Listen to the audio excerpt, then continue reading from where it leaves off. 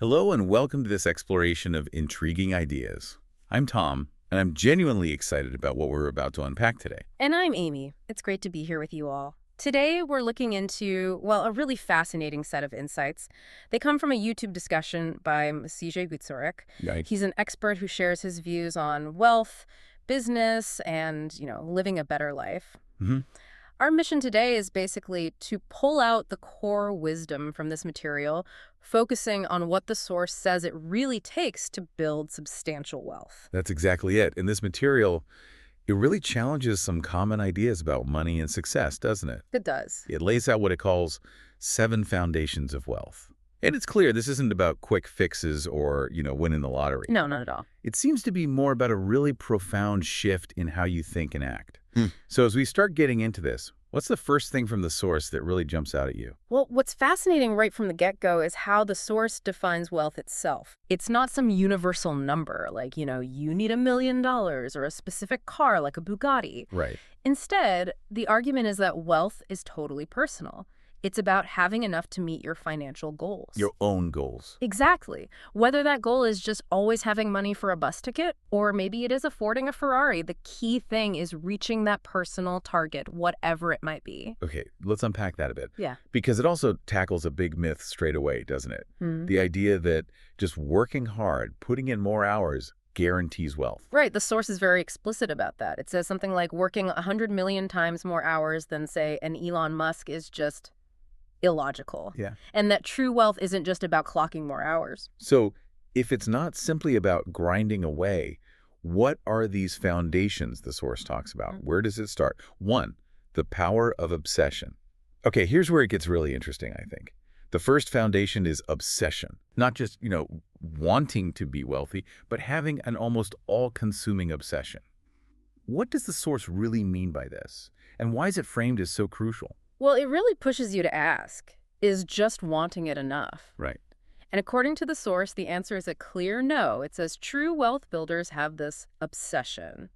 Sometimes it even uses the word unhealthy to describe the intensity. Unhealthy, wow. Yeah, but it compares this drive to, say, an Olympic athlete.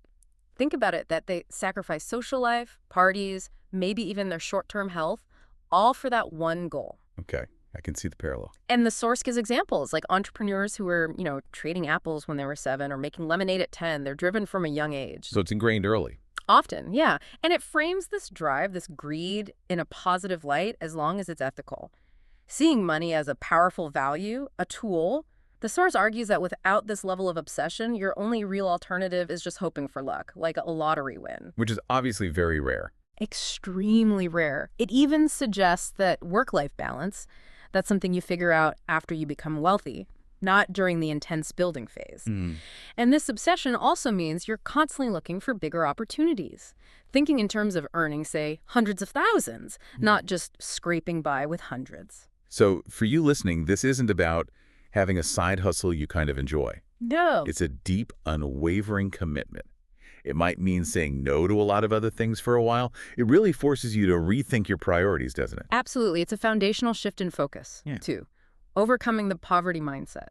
Mental. Okay, that idea of commitment flows nicely into the next point, I think. Mental, or what the source calls overcoming the poverty mindset. This immediately made me think about how our own beliefs can hold us back, sometimes without us even realizing it.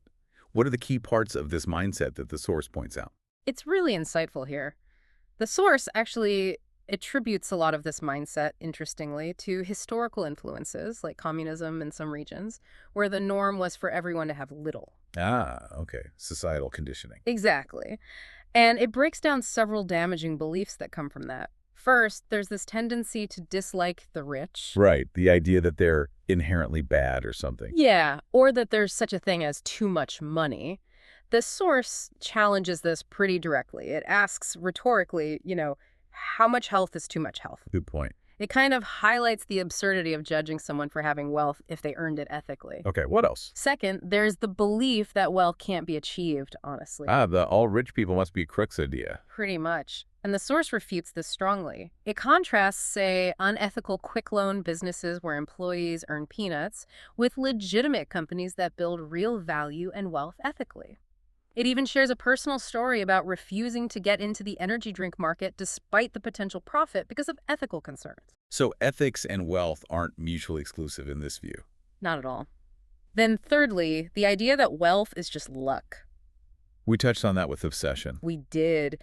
This ties into psychology, external locus of control, believing your life is run by outside forces, like politics or fate. Right.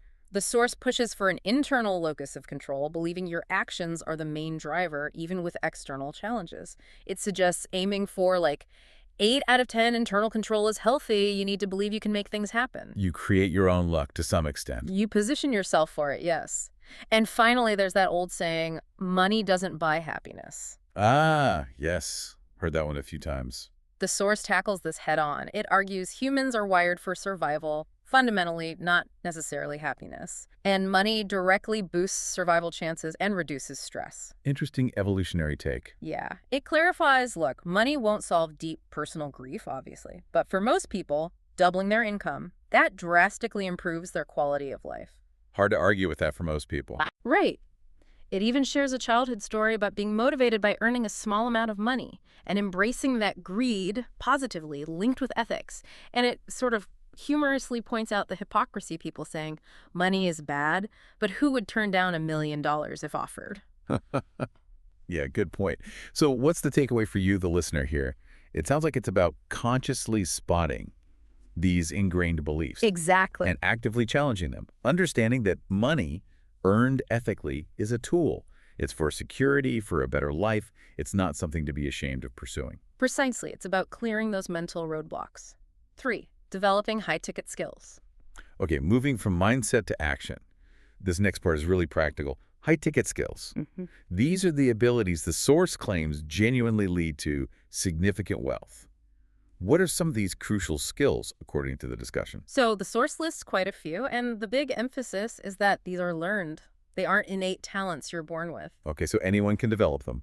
That's the message. And they're often overlooked in standard education.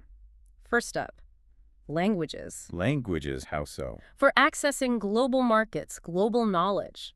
The source mentions using multiple languages to read books or understand business insights from other countries, stuff not available locally. It gives you an edge. Okay, makes sense. What else? Then there's management CEO skills, basically the ability to lead and run an organization effectively. Not necessarily owning the company. Exactly. The source points to examples like Tim Cook at Apple or the CEO of Ryanair. They became billionaires through managing, not founding.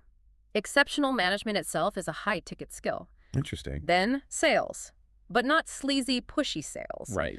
The source defines it as skillfully helping a client find the right solution. It even mentions using principles from Cialdini's influence in a job interview, focusing on ethical persuasion. So understanding influence and helping people. Yes. Also, stress resistance. This is huge in entrepreneurship. I can imagine. It's inherently stressful, but the ability to cope, that can be developed.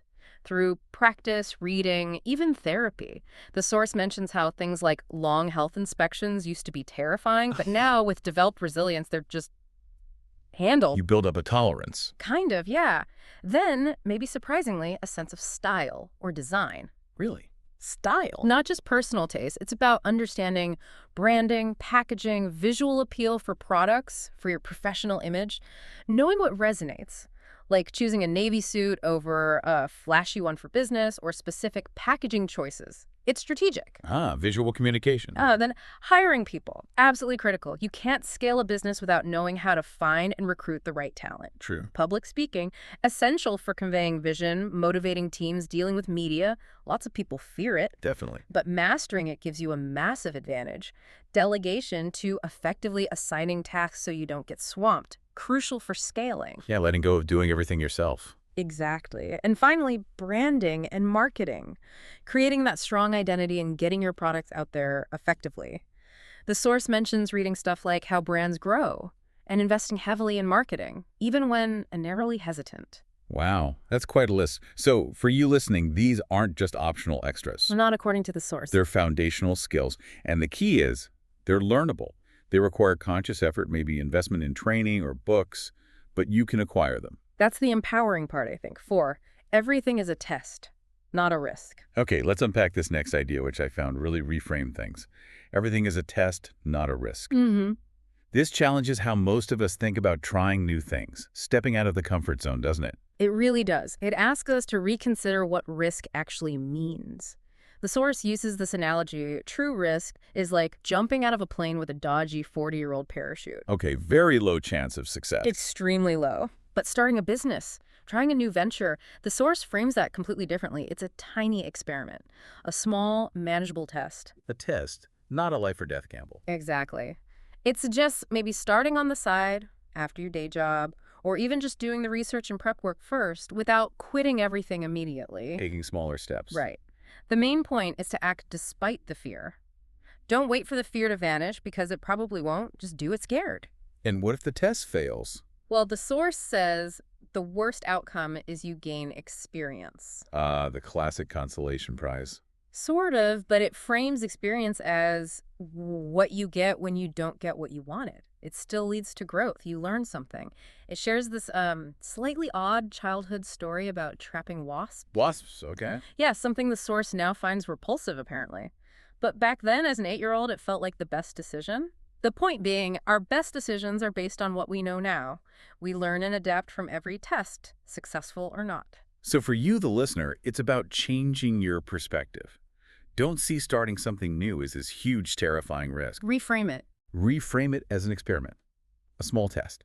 Take calculated steps. Learn from the outcome. It takes away that pressure of needing absolute success right out of the gate. It lowers the barrier to action, which is crucial. 5. The power of leverage. Now, this next one feels really central. Leverage. The source is pretty blunt, saying true wealth is impossible without it. Yeah, this is a big one. So what kind of leverage is it talking about? It mentions 2 main types. That's right. 2 distinct paths to leverage. The first is achieving an expensive hourly rate. Okay, so still selling time, but making it super valuable. Exactly. Think of highly specialized doctors charging, say, £1,000 or dollars for a 30-minute consult. Or A-list celebrities getting tens of thousands for a few hours on a film set. Requires exceptional skill or fame. Definitely. You need top-tier skills and a strong personal brand, being the expert, the recognized professor, the famous actor. It allows for high earnings, but you're still fundamentally trading time. Okay, what's the second type? The second, and arguably the more scalable path, is creating products that are replicable. Something you make once and sell many times. Precisely.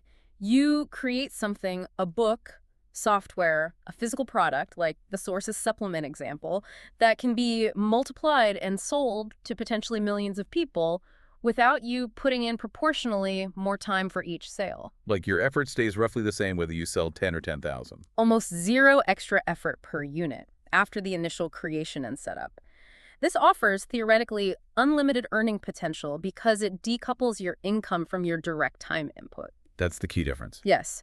The source points out that like 99% of people only sell their time, which always has a cap. How many hours are in a day, right? Right. So for you listening, the message here is profound.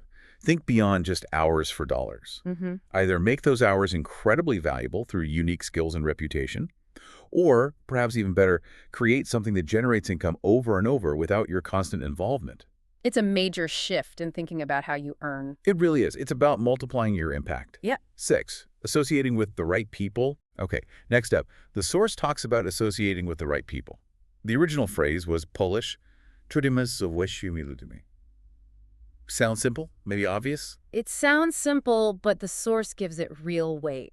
How does it explain the impact? Well, it starts with that common saying, you become like those you spend time with. The average of the 5 people you hang out with most. Exactly that idea. And it connects it to a psychological concept called mimetic desire. Basically, we tend to want what others around us want. It's often unconscious. So if your friends are into drugs, you might consider it. If they're always complaining about politics or have limiting beliefs about money, you tend to absorb that negativity. Right. But flip that. If you spend time with people who are driven, talking about earning millions, making investments, you start thinking that way too. It normalizes ambition. Precisely. The source suggests being really mindful of, toxic acquaintances, people who just drag you down or focus only on problems. What does it suggest doing about them? It even suggests practical things like maybe you need to change your phone number or just gently create distance. But it also strongly emphasizes not abandoning family unless the situation is extremely toxic and harmful. Family is different. Okay, so it's about curating your wider social circle. Yes. And it cites some UK research showing that even spending just 10% of your social time with wealthier individuals can lead to measurable positive changes, like a 3% increase in stock investing and a 5% jump in savings over time. Wow, just by association. The idea is that the conversations change. You start talking more about investments, growth, opportunities, rather than just, say, consumption or problems. It subtly shifts your mindset automatically. So for you, the listener, this is about actively choosing your environment. Seek out communities, maybe online groups, maybe local meetups where people inspire you. Talk about growth on positive financial habits rather than draining your energy. It's a subtle force, but potentially very powerful. Your environment shapes you, whether you realize it or not. 7, loving investment the right way. All right, we're at the 7th and final foundation. This one's called Pokachaj in Westawani Love Investing. Yes. But it comes with a really important clarification, a warning almost, about how to invest, especially early on. What's the right approach, according to the source? This is fascinating because it counters a lot of common advice. The source argues that initially, your main investment focus should not be on traditional things like gold, Bitcoin, or even real estate. Really? Not stocks or property? Not as the first priority. Priority number 1, according to the source, is investing in increasing your income and your skills. Back to the high-ticket skills. Exactly. Put money into books, training courses, workshops, maybe even an unpaid internship if it teaches you valuable processes, the source mentions, working at McDonald's just to learn their systems. Huh. Why that first? Because these skills are non-unlearnable. Once you have them, they stay with you. They keep generating income potential regardless of market crashes or external events. The source calls this business immortality. Business immortality. I like that. Yeah, the idea is even if all your businesses fail, you lose everything. Maybe you even have to move to Uruguay, as the source hypothetically puts it. Okay. Your skills remain. You can use them to rebuild. Okay, so skills first. What's priority 2? Invest in your business once you have one. This means things like inventory. The source gives an example of buying 3 years' worth of book stock instead of going on a fancy vacation. Reinvesting profits. Yes, investing in employees because they multiply your time and energy. Investing in marketing, even if the payback isn't immediate. These create renewable sources of income. Got it. So skills, then business, then what? Then and only then, when you have strong income from your skills and your business is generating cash flow, then you move to classic investments, stocks, bonds, real estate, whatever fits your strategy. The sequence is critical. Absolutely crucial. The source is quite critical of people who prioritize consumption first, like taking out debt for a fancy car before they've invested in their earning potential or their business. It calls that mindset sick. Strong words. It highlights the contrast. People happily sign up for expensive car leases, but balk at spending the same amount on, say, a public speaking course. Because one is instant gratification, the other is hard work. Exactly. One is tangible now. The other requires effort and delayed reward, but potentially offers far greater long-term returns through that business immortality. So for you, the listener, this is a call to shift from just being a consumer to being an investor. A strategic investor. Right, but with a very specific order. Build your skills, build your business engine first, let that growth fund everything else later, including the luxuries. It's a long game. It is, but the source argues it's the one that builds sustainable, resilient wealth. This has been incredibly thought-provoking. These 7 foundations, drawn from that source material, they really do challenge a lot of conventional thinking about wealth, don't they? They certainly do. It's a demanding path, no doubt about it. Obsession, mindset shifts, skill building, testing ideas, leverage, networks, smart investment order. But connecting it all, the source essentially presents a roadmap. Maybe a tough one, but a clear one. It suggests wealth isn't just about luck or innate talent. It's about deliberate transformation. Exactly. A conscious change in how you approach earning, working, and living. So, maybe the final provocative thought for you to mull over is this. Based on everything we've discussed, what's one single high-ticket skill you could commit to investing in starting this week, knowing it could be a step towards your own version of that business immortality? Something to definitely think about. Thank you for your attention today. If you enjoyed this discussion, you can subscribe to our podcast. We appreciate you tuning in. See you next time.